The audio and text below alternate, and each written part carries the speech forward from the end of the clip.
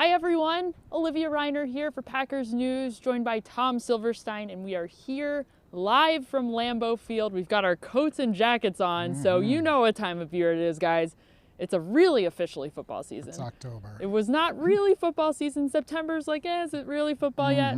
It's football now. It is, especially since the Brewers lost yesterday. Now it's all football. Baseball's over. Yep. Basketball has not yet begun. Nope. So We're it's getting all there. football. It's getting there. It's only football. And you know where you should be locked into right here, Packers News. We've got you covered. We've got a lot to talk about today with practice. Lots of stuff. The injury report came out just moments ago. Most notably, though, positive at practice, Bryan Bulaga, who had been out with a shoulder injury.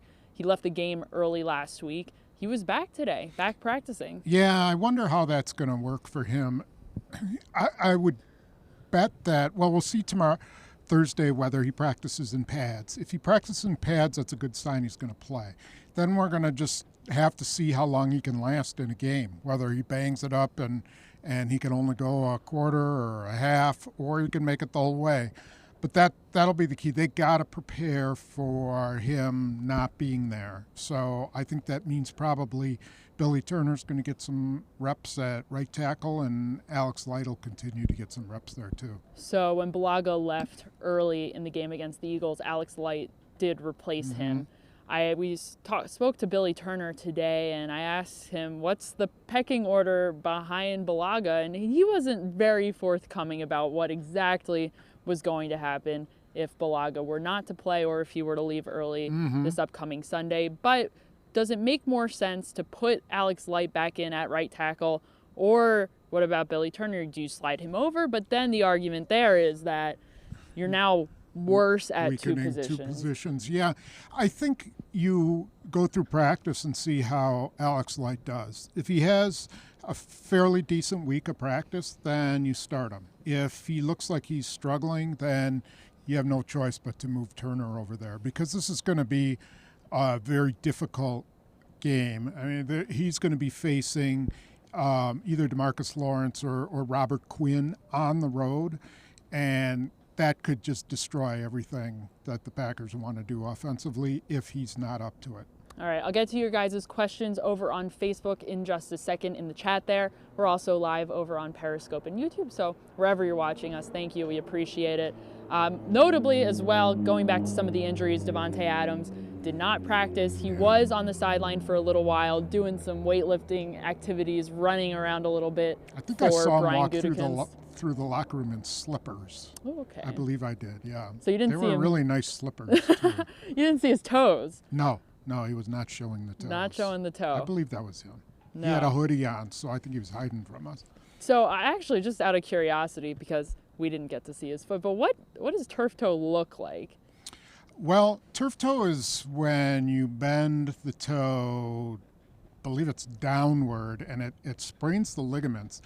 I don't know exactly what it looks like, but from what I know, it hurts like all get out. And the only thing they can really do for it is you can put like a steel plate in the toe to make sure it doesn't bend awkwardly. I remember back in 93 or 94, Sterling Sharp had that injury. And he literally would play on Sunday, then he'd spend the whole week rehabbing, would not practice at all, because anything you do to it aggravates it. And I wouldn't be surprised if that's what happens with Davante Adams, where he just guts it out, but he's not going to be able to practice. And when you don't practice, you're not nearly as good as you normally would be. Aaron Rodgers said in the locker room today that he wouldn't be surprised if Davante Adams was able to tough it out. But that being said, we don't know. He's got a tough injury.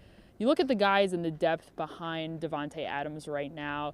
I mean, Marquez Valdes-Scantling, Geronimo Allison. These guys have been a factor in the offense so far this season, but not nearly, obviously, to the extent that Davante Adams has been.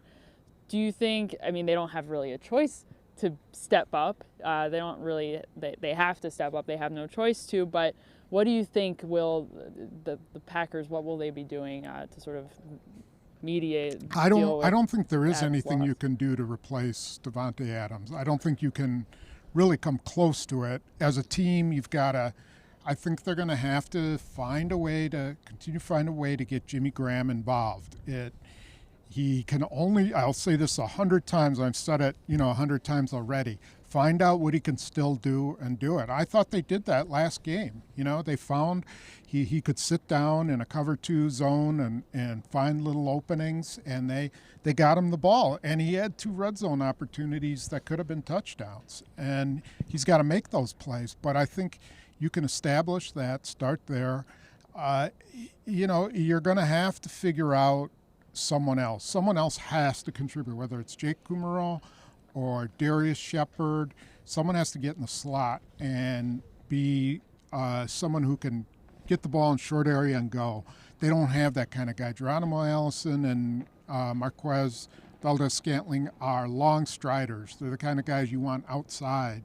So that's going to be a big key to it. That and Aaron Jones, they got to get him going. The Packers haven't shown Darius Shepard all that much in the slot as of late, but he would be a guy that I am keeping my eye on, and I'd be curious to see how the Packers use him this Sunday. Me too. Jake Kumerow as well. He's played the slot. He's a slot type guy. He's not afraid to go across the middle. He's good run after the catch. Shepard is a guy is a mystery, and I really want to see if they explore him, because why do you have him on the roster if you don't? He's an interesting prospect. For sure. Guys, let's take a look at some of your questions. Lots of you, Mike asking about this, Robert asking about Jamal Williams, has a concussion. How long is he going to be out? We saw on the injury report today, he's got the concussion. He did not practice. Yeah. So thinking about, every concussion is different. Every situation is going to be different. But he left early on Sunday during the game against the Eagles. When could he possibly be cleared from the concussion protocol? So here's what is very enlightening about it. Today, Will Redmond suffered a concussion in that game too. He's still in the concussion protocol, but he practiced. Jamal Williams is in the concussion protocol, and he didn't practice. Practicing is one of the last remaining stages of the concussion protocol. So you have to pass all these mental tests, memory tests, things like that. Then they let you go out with a light workout, and then you can try to do a full practice if you pass all of that. So Jamal Williams has not practiced yet. If we see him tomorrow, he would probably only do some light stuff on the field. I would say if he doesn't do anything tomorrow, then chances are pretty good he's not going to play. So Dexter Williams has been the third running back on this Packers offense. He has not been dressed active for a game yet. The Packers have not obviously picked up a running back off of waivers. They haven't acquired one outside of the team that we know of at this moment. Things could change over the next couple of days, but likelihood of someone being ready in just a couple of days of practice are probably pretty slim. So that all signs are pointing to Dexter Williams potentially being active for his first game on Sunday. What do you think the Packers should expect to see out of him if he gets an opportunity to take the field? Well, this is what they need to do. If you're listening, this is what you guys should do. You get a package for him, and you let him focus in on those plays. So he's got a 10, 12 play package that you have for him. He studies that. That's what his assignment's going to be. And you use them. And you use them in those packages. Call the plays that he knows. Limit his exposure, because he's not real good at blitz pickup. He's had some trouble catching the ball, but he's explosive. He is a big play guy, and I questioned that during camp, and then all of a sudden the last week you started to see, once he felt comfortable, a little more comfortable with the system, you could really see him explode into cuts, and had a really nice last preseason game. They would have had a fifth preseason game. That would have been really big for him, because he was starting to play pretty well. So the Packers picked up outside linebacker Tim Williams off of waivers from the Baltimore Ravens today. They waived tight end Evan Bayless in a corresponding move. Why pick up the outside linebacker? Carlton wants to know, anyone heard it, outside linebacker. Kyler Fackrell is hurt. We don't know how long he's going to be hurt. He has a shoulder injury. He did not practice today. I'd imagine that Fackrell's injury played a role to the Packers deciding to pick up an extra outside linebacker? Yeah, so I actually don't think so. I think what this is Evan Bayless is the 53rd guy on the roster. And he was there because Jimmy Graham was banged up and they weren't sure if he was going to play. Now Jimmy Graham is pretty healthy and they have 3 tight ends. So that 53rd spot is, let's pick up a guy and see if we can make him into something that another team couldn't. So you'll see them roll through guys on that 53rd spot. Maybe Tim Williams ends up being a pass rusher, a decent pass rusher. They have connections with him. Milt Hendrickson, who's their director/football operations, was with the Baltimore Ravens. He was there when they drafted him. He was a 3rd-round pick.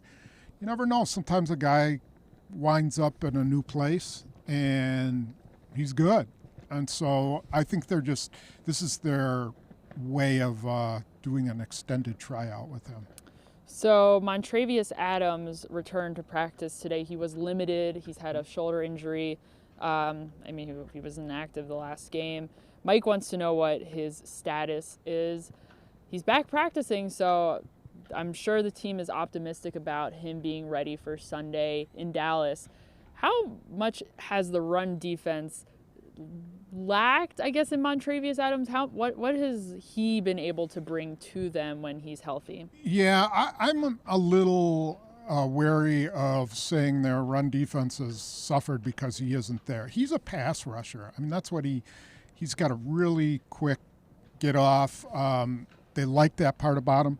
I mean, he's a big man, and he can play the run, but he gets knocked out of position too. I don't think his absence is the reason they've been so lousy against the run. I think there's other factors involved. I think we'll see. I also want to preface that with him, we got to see him practice in pads tomorrow because he's got a shoulder injury, and if he has a setback or something banging around in pads, then until he passes that stage, we don't know if he'll play. I think we'll see a little bit more of Kingsley Keke this week. They liked what they saw of him in very limited snaps, and so I think he's going to play a little more this week. Martin wants to know if Alan Lazard will be part of the Packers' game plan at wide receiver. Lazard was used a little bit, I believe, last week in the Reds when the Packers were in the red zone. Yeah. What did you make of what he was able to accomplish down there? And do you think the Packers would consider expanding what he's able to do in the offense on Sunday?